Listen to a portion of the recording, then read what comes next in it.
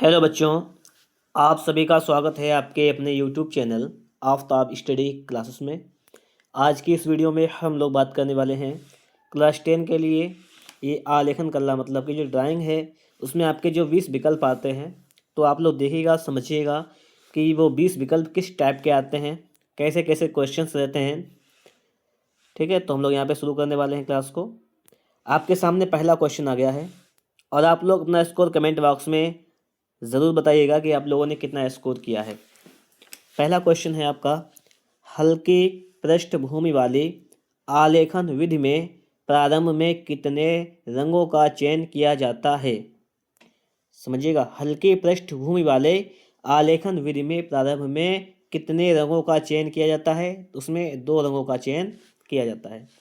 अगला क्वेश्चन, निम्न में से कौन सा रंग ऑस्टवाल्ड की आदर्श रंग श्रेणी का भाग नहीं है। देखिए, पीला, बैंगनी, काला, धानी, तो काला इसमें ऑस्टवाल्ड की आदर्श श्रेणी का भाग नहीं है। ठीक है, तो ये वाला राइट आंसर हो जाएगा, बाकी आपके भाग हैं। अगला क्वेश्चन देखेंगे हम लोग। क्वेश्चन नंबर 3 कह रहा है, काले तथा सफ़ेद रंगों की अधिक मात्रा के प्रयोग से बनी शेड संगत क्या कहलाती है। ठीक है, काले और सफ़ेद रंग से बनी ये कहलाती एकाकी। शेड संगत क्या कहलाती है, एकाकी। अगला है कि प्राकृतिक आलेखन का उदाहरण नहीं है। फूल, पत्तियां, गुलाब, बेडशीट। तो प्राकृतिक आलेखन का उदाहरण क्या नहीं हो जाएगा। देखो, फूल, पत्तियां, गुलाब, बेडशीट, तो बेडशीट सबसे अलग है यहाँ पर, तो वो आपका आंसर हो जाएगा बेडशीट। अगला है, ज्यामितीय आलेखनों का निर्माण प्रायः होता है जल रंगों से, ज्यामितीय तत्वों से, मानव चित्रों से, प्राकृतिक दृश्यों से। तो इसका राइट आंसर हो जाएगा ज्यामितीय तत्वों से। किससे होता है, ज्यामितीय तत्वों से होता है। ठीक है, ज्यामितीय आलेखन का निर्माण। क्वेश्चन नंबर 6 देखिएगा आप लोग यहाँ पर, किस प्रकार के आलेखन की रचना आलेखनों, प्राकृतिक, अलंकारिक आदि के मिश्रण से होती है। ये हो जाएगी आपकी सूक्ष्म आलेखन। कौन से आलेखन, सूक्ष्म आलेखन आपका हो जाएगा यहाँ पर राइट आंसर। आप लोग अपना स्कोर कमेंट बॉक्स में ज़रूर बताइएगा। ठीक है, आगे देखते हैं हम लोग। अगला क्वेश्चन आपके सामने है, कोने के आलेखन में धरातल के किस भाग को सजाते हैं। कोने के आलेखन में धरातल के कोने को सजाते हैं। किसके कोने को सजाते हैं। अगला देखिएगा, किसके प्रभाव से आलेखन प्रभावित होता है और उसके प्रभाव में वृद्धि होती है। किसके प्रभाव से होता है, रंगों की पुनरावृत्ति से। किससे होता है, रंगों की पुनरावृत्ति से। अगला क्वेश्चन है, आलेखन किस तत्व के अभाव में भद्दा एवं अस्पष्ट लगता है। तो ये लगता है संतुलित रूप।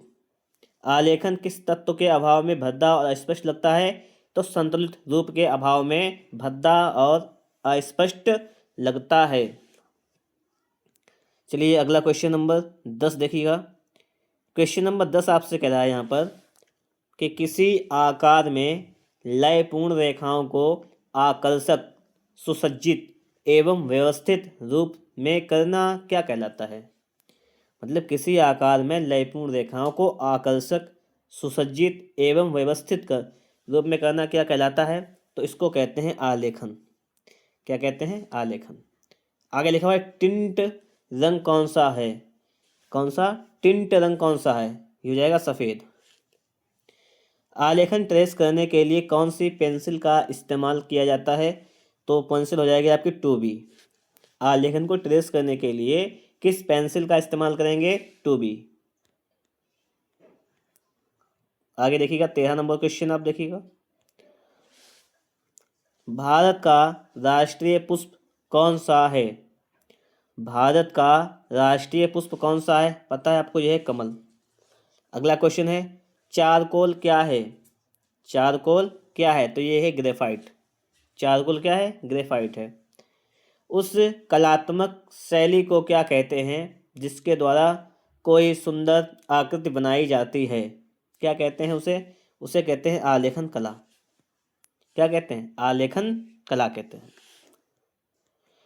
चलिए आगे देखिएगा, क्वेश्चन नंबर 16 क्या कह रहा है, निम्नलिखित में से किसकी सहायता से प्रभावी आलेखन किया जा सकता है।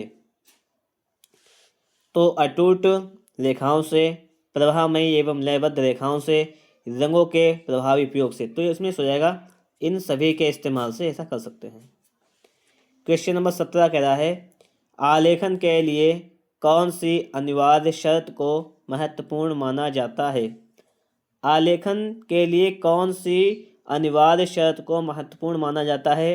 तो ये हो जाएगा आकर्षक होना, लयपूर्ण होना, व्यवस्थित होना, ये सभी हो जाएगा। क्या हो जाएगा, ये सभी हो जाएगा।